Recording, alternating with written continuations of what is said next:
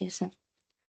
Good evening, everyone, and welcome to today's forum discussion titled Transforming Malaysian Education, a Holistic Approach to Address Critical Concerns. It is truly a privilege to be here alongside such distinguished panel members who bring with them diverse expertise from the front lines of education, policy making, and student well being. As we all know, education plays a pivotal role in shaping the future of our nation. However, the Malaysian education system faces persistent challenges that must be addressed if we are not to ensure equitable, inclusive, and holistic development for every student. In today's discussion, we will be exploring three major concerns, which are first, ethnic disparities in education opportunities, cultural sensitivity and inclusivity in the curriculum, and the effectiveness of teacher training and professional development. Our goal is not only to discuss these challenges but also to explore actionable solutions through the lens of various roles and responsibilities within the education ecosystem. Each panelist will respond to the questions asked by the moderator, offering insights supported by explanations and real world examples. So, without further delay, let's begin our discussion. I'd like to start by inviting our first panelist. To begin our discussion, I'd like to direct this first question to our panelist from the lecturer at Teacher Training Institution. So, Ms. Sukin, how effective do you think our current teacher training programs are in preparing future educators to handle multicultural classrooms? We would love to hear your perspective on whether the training provided truly equips teachers with the skills, mindset, and strategies needed to navigate Malaysia's diverse classroom settings. Yeah, thank you for your questions. I'm Sok Yen. In my opinion, based on my experience, especially in the private education sector, I believe our current teacher training programs still have a long way to go in effectively preparing educators for multicultural classroom in Malaysia. To begin with this, many schools, especially in the private sector, such as lack structured internal training system. New teachers often start teaching without clear guidance on how to manage diversity in language, culture, and learning styles. For example, in area like Klang or Penang, it's common to have students from Malay, Chinese, Indian, and even international backgrounds are all in one class. Without proper preparation, teachers struggle to build inclusive classroom where every child feels seen and supported. While our university do offer foundational education theory, there remains a disconnect between what is taught and what teachers face on the ground. Many teacher training programs are too focused on theory and don't equip teachers with enough practical and hands-on strategy. A young teacher even once told me I was never taught how to support a student who can speak Bahasa well. That really stay with me because it's not an uncommon situation. To be fair, some progress has been made. I know a few teacher training institutions have begun introducing modules on cultural awareness and inclusivity, and certain private centers run internal workshop. But overall, these efforts are still inconsistent and not yet part of standardized nationwide approach. On top of that, professional development is often underfunded, especially in the private sector. Without subsidies or incentive, school can't afford to send teachers for training, and teachers themselves lack the motivation if there's no career path of recognition. When we switch to online training to save costs, another problem will arise: limited interaction, little mentorship, and lack of practical classroom application. Meanwhile, there are good models from other countries where we can learn from actually, like Singapore and Taiwan. Trainee teachers are given immersive practical experience in multicultural setting, guided by experienced mentor. We could adapt something similar in Malaysia to give our teachers real exposure and coaching. I also believe we can improve by embedding multicultural classroom strategies as compulsory modules in teacher certification program, not just lectures but case-based learning, role plays, and visit to school in diverse community, and this could make a big difference. Ultimately, I believe that teachers training must reflect the value of equity and inclusion outlined in our Malaysia education blueprint. Our classroom mirror the beauty of complexity of our society. And when we equip teachers not just with knowledge, but also with the skill, mindset, and confidence to embrace diversity, we are not just improving our school, that we are building a more united and empathetic generation. Thank you so much for that comprehensive and thoughtful response. That certainly gives a lot to think about. Now let's hear from our next panelist, the lecturer at university, Miss Durga. So, Miss Durga, from a university lecturer's perspective, how do you see the long-term effects of unequal education opportunities on students who enter tertiary education? We are interested to hear how these disparities manifest once students transition into university life, whether in terms of academic performance, participation, or overall adjustment. Thank you so much for that question. Unequal education opportunities at the primary and secondary levels have long term impacts on students' readiness and performance at the university level. When students enter tertiary education without the same foundational knowledge, language proficiency, or academic exposure as their peers, they often struggle to keep up. This affects their confidence, their ability to participate in discussions, and even their motivation to continue. Students from underprivileged or marginalized backgrounds may feel isolated or overwhelmed, especially in competitive environment that assume a certain level of prior preparation. For instance, I once taught a first year course where some students from urban, well funded schools were able to grasp complex theories quickly, while others, particularly from the rural areas, struggled with basic academic writing and critical thinking skills. These students need extra support, but unfortunately, without proper intervention, some of them became disengaged and dropped out before the semester ended. Therefore, addressing these disparities earlier in the education system is critical. Universities can provide bringing programs, but systematic change must start from the ground up to ensure that every student arrives on equal footing. Thank you for that comprehensive response. You have highlighted a crucial issue, the gap in foundational knowledge and how it can hinder students' confidence and success at the tertiary level. Your example really brings this challenge to life, and it's clear that more needs to be done to support students who may not have had equal access to educational resources earlier on. I think it's important to consider not only university level interventions, but also systematic changes that can bridge these gaps students reach tertiary education. Now, I'd like to direct this next question to our State Department head, Ms. Rubina. What are the root causes behind the ethnic disparities in education opportunities in Malaysia, and how can we ensure equitable access to quality education for all ethnic groups? Moreover, how have legal cases involving educational institutions and students' rights, particularly regarding ethnic discrimination or unequal treatment, shaped the current policies and practices? Thank you for the question. The root cause of ethnic disparities, I think, in education in Malaysia are deeply intertwined with both historical as well as structural factors.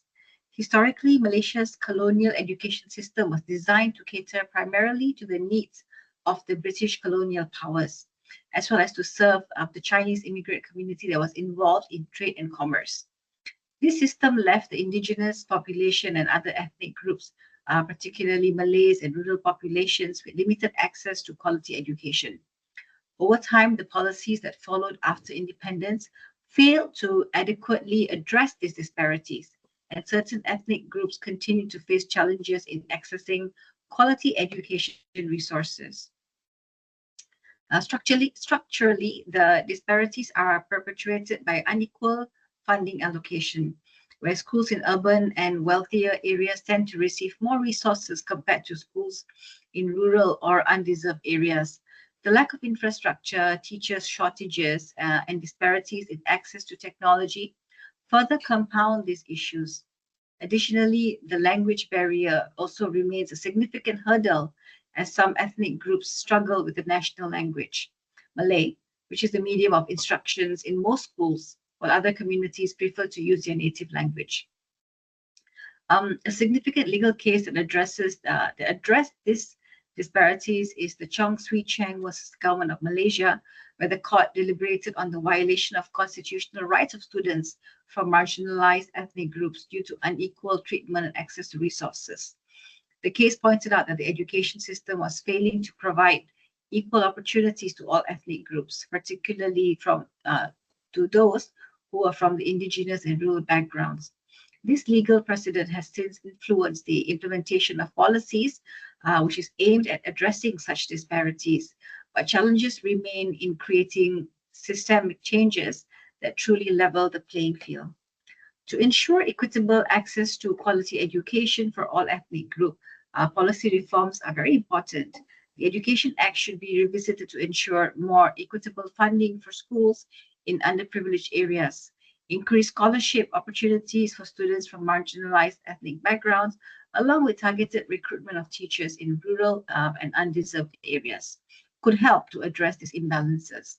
Moreover, curriculum reforms that reflect the diverse cultural heritage of all Malaysian communities, including indigenous cultures, would help to foster a more inclusive educational environment. Legal reforms that protect the rights of all ethnic groups within the education system, along with enhanced monitoring and enforcement mechanism, are also needed to address the root cause of ethnic disparities.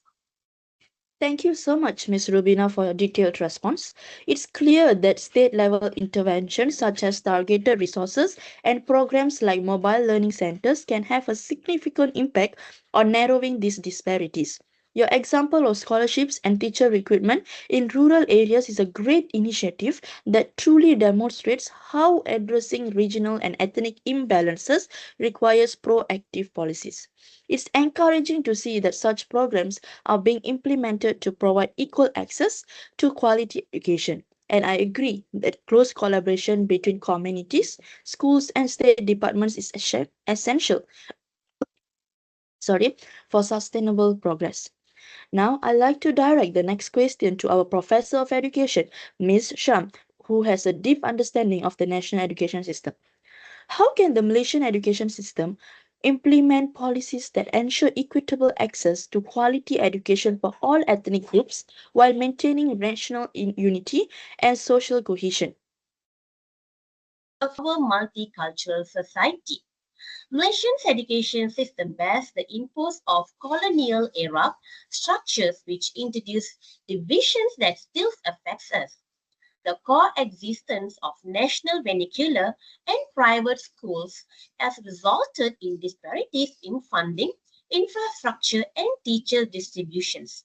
Although the Educational Act 1996 promotes national integration, implementation remains uneven, especially in rural and underfunded schools.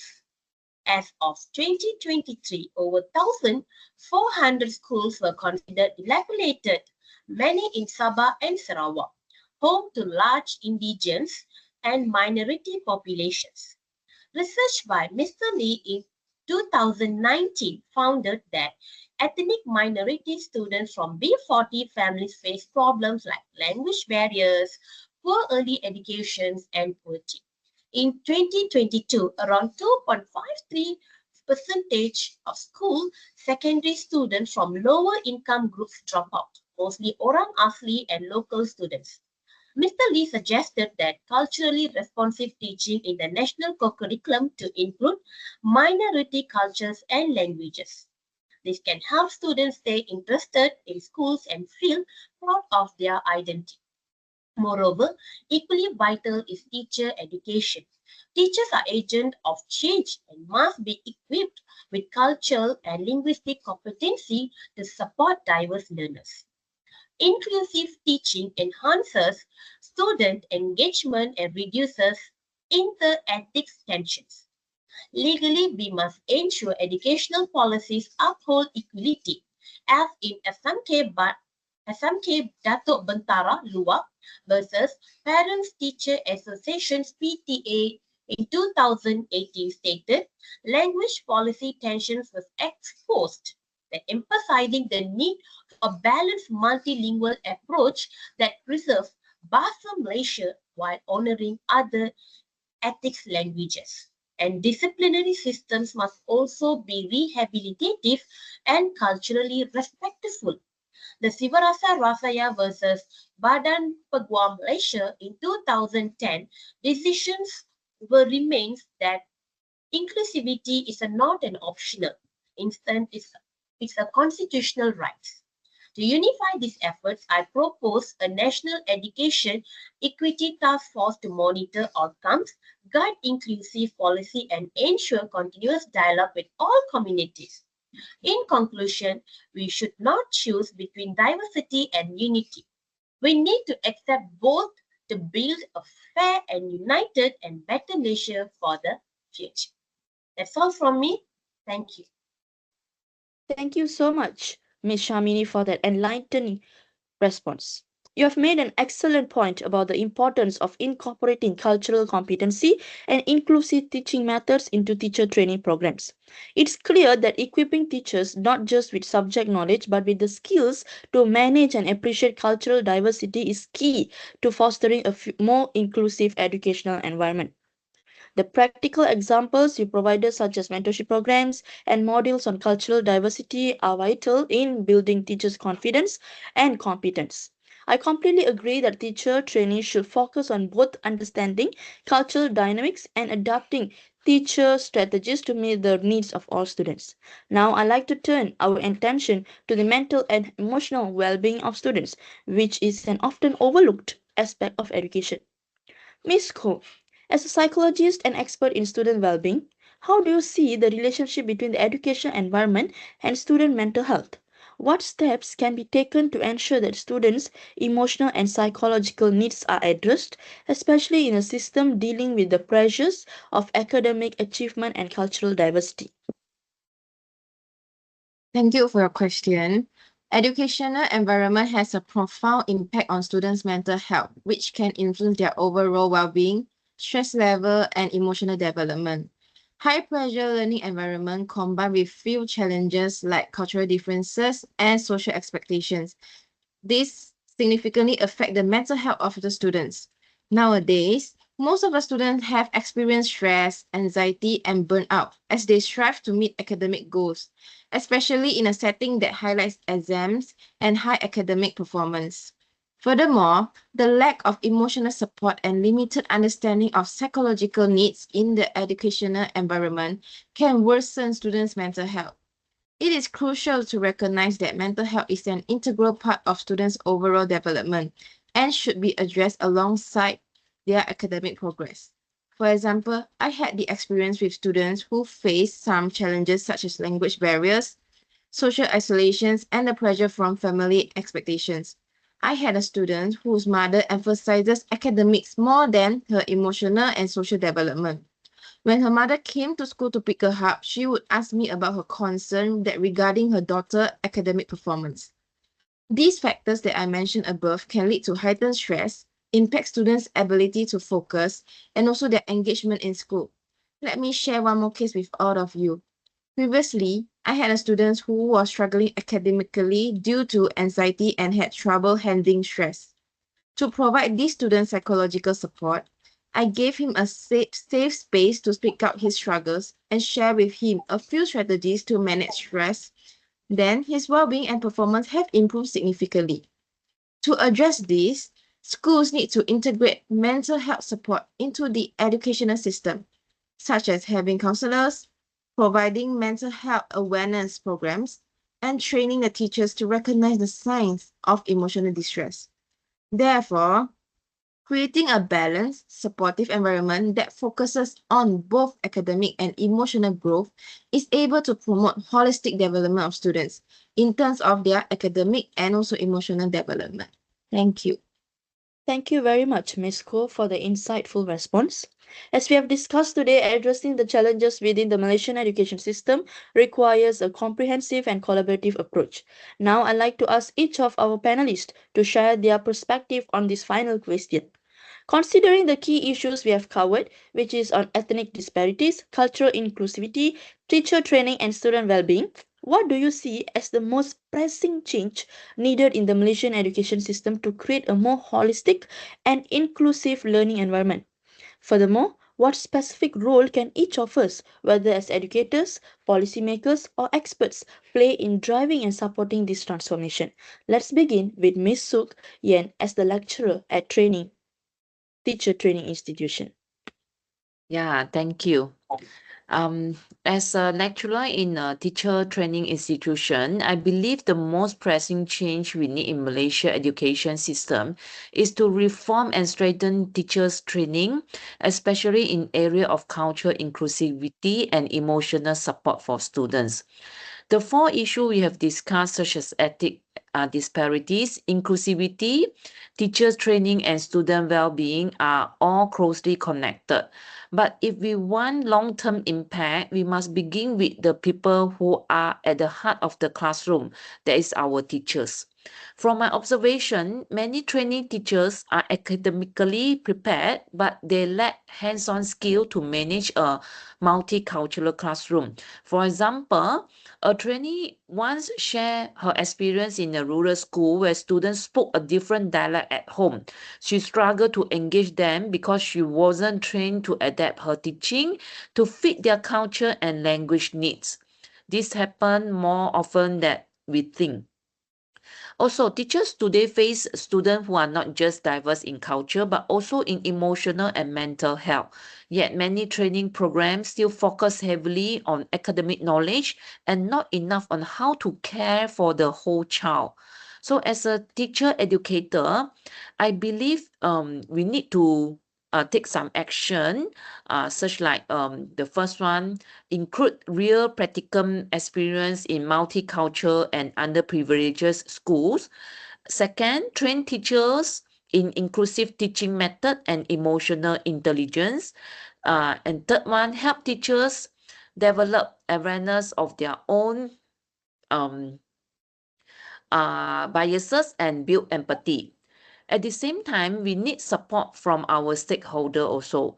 Policymaker can update national standard to include this area. School leaders can give teachers space to reflect and grow. And educators like us must continue guiding and mentoring with purpose. In short, to create a truly inclusive education system, we must start by preparing teachers not only to teach, but to understand, care, and lead in today's diverse classroom. Thank you for the insightful thoughts, Ms. Lim Sukian. Teacher training certainly plays a pivotal role in shaping an inclusive education system. Now let's hear from our next panelist, Ms. Durga. What are your thoughts on this? I believe that the most pressing change is the implementation of more equitable access to educational resources across regions, especially in rural and undeserved areas.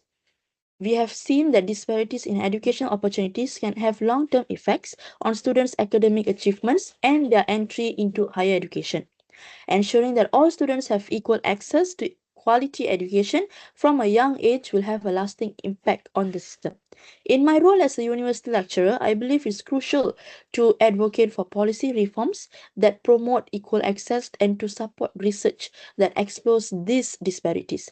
Universities should also play a role in partnering with schools to provide mentorship and resources that help bridge the gap between secondary and tertiary education. Ultimately, everyone involved in the education system, whether it's through teaching, research, or policy, needs to work together to support an equitable future. Great points on the importance of equitable access, Ms. Durga. Your perspective on bridging the gap between secondary and tertiary education is much appreciated. Now let's continue by hearing from Ms. Rubina. What's your view on this matter, Ms. Rubina? Thank you. From my perspective, the most pressing change needed in the Malaysian education system is ensuring equitable access to quality education across all regions. I think, as also mentioned previously by my colleagues, particularly in undeserved and rural areas. This involves reallocating resources to improve teacher training, infrastructure, and learning materials, as well as providing opportunities for extracurricular activities that support a more holistic student development. At the state level, my role is to ensure that policies are tailored to address the specific needs of each region. This means collaborating with local governments, schools, as well as communities to implement targeted solutions. such as mobile learning units, scholarships, and teacher exchange programs. These initiatives can help bridge regional disparities and promote inclusivity as well. Furthermore, we must focus on enhancing professional development for teachers, especially in areas such as cultural inclusivity, differentiated instruction, and addressing the socio-economic emotional needs of students. Teacher training should be continuous and context sensitive, equipping educators with the skills to navigate diverse classrooms and support students from different backgrounds. Additionally, we must strengthen partnerships between schools and local communities, focusing on mentorship programs, community driven extracurricular activities, and scholarships for underdeserved students. Policymakers must also ensure that the curriculum is adaptable to meet diverse needs while maintaining high standards. Ultimately, creating a more inclusive and equitable education system requires the collective effort of educators, policymakers, and experts working together to ensure that every student, regardless of background, has the opportunity to succeed. By addressing these disparities through strategic policy and community collaboration, we can lay the foundation for a more inclusive and holistic education environment for all of us. Thank you very much, Ms. Rubina. Next, Ms. Shang, in what ways can the Malaysian curriculum be revised to better reflect in the diverse cultural backgrounds of students while ensuring that national identity and core educational standards are maintained? As a professor of education, I wish to emphasize that revising Malaysia's core curriculum to better reflect the nation's rich cultural diversity while preserving national unity requires a balanced and thoughtful approach. The Educational Act in 1996 emphasizes national integration. However, the current curriculum often reflects a narrow historical perspective, overlooking the contributions of Malaysians' diverse ethnic groups. According to the Nurul Izzati bin Roslan, University Malaya in 2023 argues for the integration of multicultural content and inclusive teaching strategies to promote unity without erasing cultural diversity. Furthermore, language policy plays a crucial role in this process. While Bahasa Malaysia remains the national language as mentioned in our federal constitutions, it's important to integrate vernacular languages within the curriculum, allowing students to appreciate linguistic diversity. This can be achieved without undermining the role of Bahasa Malaysia, but rather than reinforcing the importance of cultural understanding and respect for minority languages. Legal considerations are also integral to this process, as stated in the case of Kerajaan Malaysia versus Law Siu Hong in 2022. These cases were highlighted the tensions between state policy and individual cultural rights, particularly in the context of education. School must balance national unity with respect for cultural autonomy, ensuring that educational policy align with the both constitutional rights and societal needs. Finally, teachers training is essential. Educators should be equipped with a cultural responsive pedagogies, ensuring that they can effectively engage with a diverse student body, where a real example of culturally responsive teaching in Malaysia is the program Sekolah Amanah, Trust School Program by Yayasan Amir and the Minister of Education. One school in SK Ulu Luba in Limbang, Sarawak, changed its teaching methods to fit the local cultures.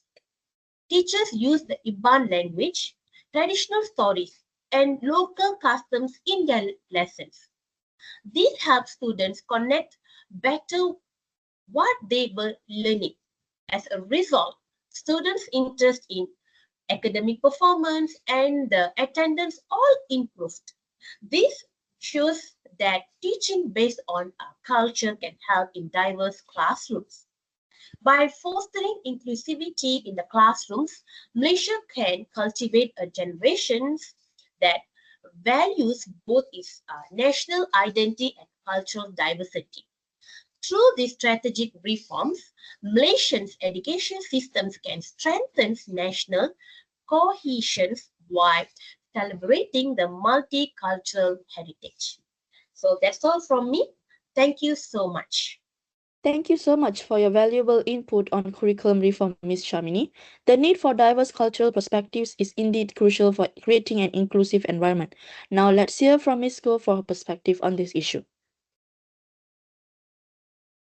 In my opinion, the most urgent change that I see in the Malaysian education systems to create a holistic and inclusive learning environment is the need of having a systematic approach to protect the students' mental health. This brings the meaning of integrating mental health education into the school curriculum, providing more support system within schools and well-trained teachers to help students with emotional distress. Mental health and well-being of students should be seen as integral to the educational process, not something that is separate or secondary. As a psychologist, my role is to prioritize students' emotional and psychological needs. I need to provide support for them, not just academically, but holistically. Teachers, school counselors, and even policymakers need to work together to create an environment that supports the mental health of students. We also need to educate parents and also communities about the importance of mental well-being in a child overall development. That's all from me. Thank you. Thank you so much for emphasizing the importance of mental health, Ms. Go.